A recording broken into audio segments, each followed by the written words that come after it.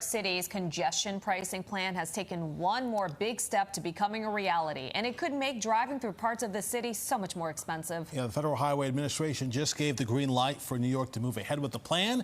Big 7's Steve Kuj is laying out the latest possible timeline. Steve.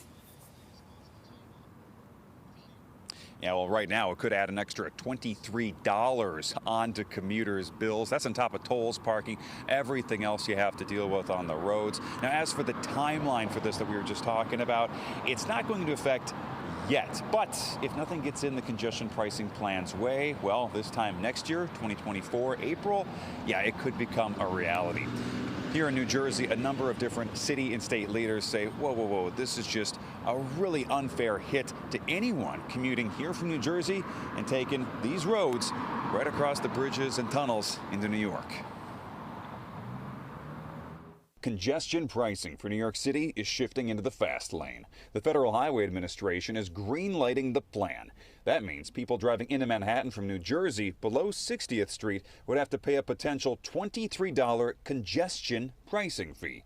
Supporters say it'll reduce traffic congestion and help the Metro Transit Authority through its financial crisis. It may even persuade more people to start taking public transportation or carpooling. The MTA is calling this a, quote, generational opportunity to make it easier for people to get around in and get to the central business district by reducing traffic and funding improvements to the public transit system. On the other side, critics of the congestion pricing program say it's going to be a huge drain on commuters' wallets, especially those coming from New Jersey. Here's an example of how this change could affect them. The Port Authority toll is currently $17. Congestion pricing south of 60th Street will potentially add a new $23 charge. You can, of course, add that to the steep price of parking in the city, let's say $50, and you quickly see how a simple trip into Manhattan could cost $90 per day.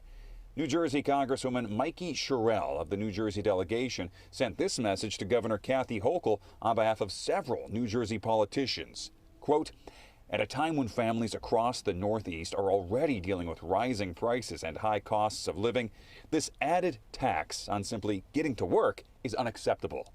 Even worse, the congestion pricing plan will tax New Jerseyans while simultaneously providing no new revenue for our public transit network.